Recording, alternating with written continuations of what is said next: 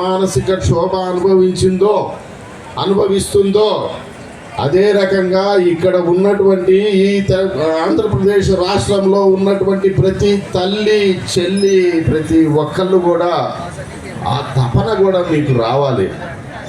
ఆ తపన మనకి వచ్చినప్పుడు మాత్రమే ఒక స్థిరమైనటువంటి నిర్ణయంతో, ఒక కాంక్రీట్ స్ట్రక్చర్ తోటి ఈ యొక్క రాష్ట్ర ప్రభుత్వాల మీద మనం పోరాటం చేయగలుగుతాం. Until unless if you are not on that way or path we can't. ఇప్పటికే మీకు ఒక చిన్న ఉదాహరణ చెప్తాను. ఒక కొవ్వొత్తి ఉన్నది, వెలుగుతుంది.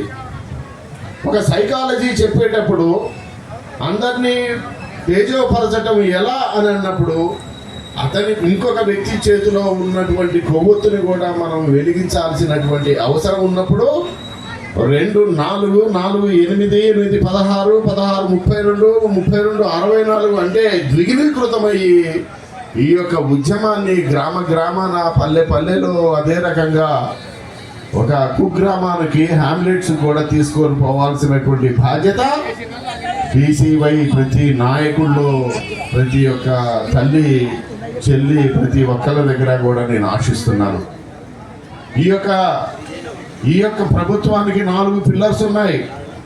1 పార్లమెంటు, 2 పోలీసు, 3 ఐఏఎస్, ఈ ఎమ్మెల్యేలు, ఇది ఐఏఎస్ ఐపీఎస్ అడ్మినిస్ట్రేషన్ సంస్థ, 4వది అతి ముఖ్యమైనటువంటి వ్యవస్థ పత్రికా వ్యవస్థ, మీడియా వ్యవస్థ. 3 పిల్లర్లు కూలిపోయాయి. మన పార్లమెంటరీ వ్యవస్థ అష్టదరిద్రంగా వాళ్ళ సంపాదనే ధ్యేయంగా ఉన్నటువంటిగా మారిపోయింది. ఈ యొక్క ఐఏఎస్ ఐపీఎస్ ఈ యొక్క అధికారులు వీళ్ళందరూ కూడా వాళ్ళ యొక్క తొత్తులుగా మారారు. ఇకపోతే కోర్ట్స్, జ్యుడిషియరీ వ్యవస్థ, ఈ జ్యుడిషియరీ వ్యవస్థ కూడా సంపూర్ణంగా భ్రష్టు పట్టిపోయి నేను ఒక చిన్న ఉదాహరణ చెప్తాను. మీ కళ్ళు తెరిపించేటటువంటి ఒక చిన్న ఉదాహరణ చెప్తాను. నేను ఒక తహసీల్దార్ ఇచ్చినటువంటి ఆర్డర్ అంటే ఒక CPC criminal procedure code, civil procedure code, అదే రకంగా ఎవిడెన్స్ యాక్ట్ మొత్తం కూడా చదువుకొని ఉత్తీర్ణత అయినప్పుడు మాత్రమే అతను ఒక తహసీల్దార్గా, ఒక ఆర్డీఓగా డిపార్ట్మెంటల్ టెస్ట్ రాసినప్పుడు అతనికి అవకాశం ఉంటుంది. కానీ మన దరిద్రం ఏంటంటే తహసీల్దారు నీకు అనుకూలంగా ఇచ్చిన తీర్పుని ఆర్డీఓ కొట్టేస్తాడు. ఆర్డీఓ ఇచ్చినటువంటి అనుకూలమైనటువంటి తీర్పుని కలెక్టర్ కొట్టేస్తాడు.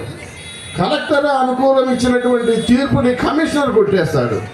ఇందులో ఇంకొకటి ఉన్నది. ఈ యొక్క క్యాబినెట్ మినిస్టర్లకు కూడా కొన్నిసార్లు జ్యుడిషియరీ పవర్స్ ఉంటాయి. ఈ క్యాబినెట్ మినిస్టర్స్ కూడా నేనే ఇస్తా అని కొన్ని లక్షల ఎకరాలు తెలంగాణలో, ఆంధ్రప్రదేశ్లో ఈ రకమైనటువంటి బడుగు బలహీనటువంటి రెక్కాడితే కానీ డొక్కాడనటువంటి ఈ యొక్క రైతుల యొక్క భూములు మొత్తం లూటీ అయ్యాయా కాదా మీరు చెప్పండి. ఇంతకు ముందు మొత్తం కూడా భూములు ఎవరి చేతిలో ఉండేవి? మన బీసీ వర్గాల చేతిలో ఉండేవి. అంటే మన బీసీ వర్గాల యొక్క రక్తాన్ని, మాంసాన్ని, మేధస్సుని మొత్తం కూడా కరగ తీసుకొని తాగి తిని బలిసిన పందికొక్కులు ఇప్పుడు ఉన్నటువంటి నాయకులు. దీన్ని ఎదిరించాలి అనంటే బోడే రామచంద్ర యాదవ్ లాంటి ఒక నిష్ఠా గరిష్ఠుడు మన ముందు ఉండాలి. మనము కూడా ఇంతకుముందు ఒక విధానం ఉండేది. ప్రతి ఇంటి నుంచి కూడా ఒక సైనికుడు తయారు కావాలి. ఇవాళ ఇజ్రాయిల్లో కూడా అదే పాలసీ ఉంది. అయ్యా మీరు గన్ను పట్టనవసరం లేదు, లేదా మీరేమో బల్లెమో శూర్ణమో కత్తి పట్టనవసరం లేదు. మీరు మాకు ఒక ఇంటి నుంచి ఒక వ్యక్తిని ఇవ్వండి. బోడే రామచంద్ర యాదవ్ గారి తరపున ప్రతి తల్లి కాళ్ళు మొక్కి నేను అడుగుతున్నా, ప్రతి తండ్రిని కౌగలించుకొని అడుగుతున్నా, ప్రతి బిడ్డని అడుగుతున్నా, మీ ఇంటి నుంచి ఒక సైనికుడిని ఇవ్వండి. గౌరమ్మ గారు బోడే రామచంద్ర యాదవ్ గారిని ఏ రకంగా అయితే ఒక సైనికుడిగా మలిచి మన ముందు పెట్టిందో, ప్రతి బీసీ ఇంటి నుంచి కూడా ఒక సైనికుడిని మీరు ఇవ్వగలగాలి. ఒక తల్లిదండ్రులుగా ఇప్పుడున్నటువంటి ఈ యొక్క సంధికాలంలో మనమెంతో మేమెంతో మాకంతా అనే ఒక నినాదాన్ని మనము స్థిరపరచుకోవాలి అనంటే త్యాగం తప్పకుండా ఉండాలి. ఈ త్యాగం లేనటువంటి వ్యక్తులు ఏదో ఫేస్బుక్లో లేకపోతే వాట్సాప్లో ఇచ్చి నేను వచ్చినా నా ఫోటో వచ్చిందా అనే దానికి దయచేసి పక్కకి పెట్టండి. అదే కాదు, ఈ యొక్క కళ్ళబొల్లి మాటలు చెప్పి అధికార పార్టీలో వ్యక్తులకి, అది ఏ పార్టీ అన్నా కానివ్వండి, బీజేపీ కానివ్వండి, లేకపోతే కాంగ్రెస్ కానివ్వండి, ఇక్కడ టీఆర్ఎస్ కానివ్వండి, ఇక్కడ తెలుగుదేశం కానివ్వండి, వీళ్ళకి చెక్కు పెట్టాలి అని అంటే మన ప్రతి ఇంటి మీద నుండి ఒక సైనికుడిని ఇవ్వండి. మీరు ఆలోచించండి, మనకి 3 కోట్ల మంది ఉన్నాం. 3 కోట్ల మంది అనంటే ఒక ఇంటికి ఒక 500 ఉన్నా కూడా మనకి 80 లక్షల ఇళ్ళున్నాయి. మన సైన్యం ఎంత అవుతుందండి? మాట్లాడండి, మన సైన్యం ఎంత అవుతుంది? 80 లక్షల సైన్యం కదం తొక్కితే, విజయవాడలో మార్చి చేస్తే ప్రకాశం బ్యారేజ్ ఉంటుందా? కదిలిపోద్ది. కదం తొక్కి మిలిటరీ మార్చి లాగా చేసి ఏమైనా ఉంటాయా? ఈ వెనక ఉన్నటువంటి గుట్ట ఉన్నది కదా, పానకాల స్వామి గుట్ట కూడా బద్దలవుతుంది. అంటే మనం వేసేటటువంటి ఒక అడుగు, మనం ఆలోచించేటటువంటి విజ్ఞత, ఇదిగో మన బోడ రామచంద్ర లాంటి, యాదవ్ లాంటి ఒక గొప్ప వ్యక్తి, విశిష్టత ఉన్నటువంటి ఒక వ్యక్తి ద్వారా మాత్రమే సాధ్యమవుతుంది అనుకుంటున్నాం. ఈ యొక్క భారత సాంప్రదాయంలో ఒకటి ఉంది. ఏముంది?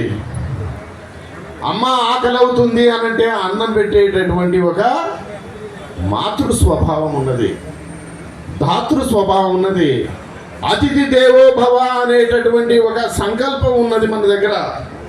ఇవాళ మీ అందరికీ కాళ్ళు పట్టుకొని రాష్ట్రంలో, తెలంగాణ రాష్ట్రంలో, అదే రకంగా ఆంధ్రప్రదేశ్ రాష్ట్రంలో, దక్షిణ భారతదేశంలో ఉన్న తల్లులందరి కాళ్ళు పట్టుకొని అడుగుతున్న, అమ్మ మీ కొడుకు చదువుకొని ఏమి సాధించలేకపోతున్నాడు, నీ బిడ్డ చదువుకొని అన్ఎంప్లాయీగా ఉండిపోతున్నది, ఆర్థిక అసమానతలు పెరిగిపోతున్నాయి, కోట్లకున్నాడు 1,00,000 కోట్లలోకి ఎదిగిపోతున్నాడు.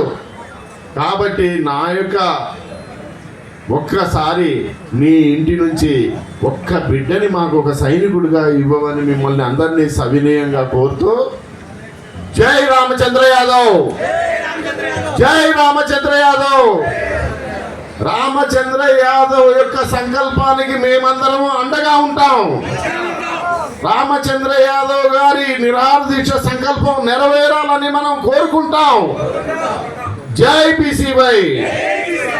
పార్టీలు ఎన్నో వస్తాయి, మధ్యలో చచ్చిపోతాయి, కానీ మన కూడళ్లలో, మన విగ్రహాల్లో ఎవరు కనపడతారు? ఒక త్యాగధనులు మాత్రమే కనపడుతున్నారు.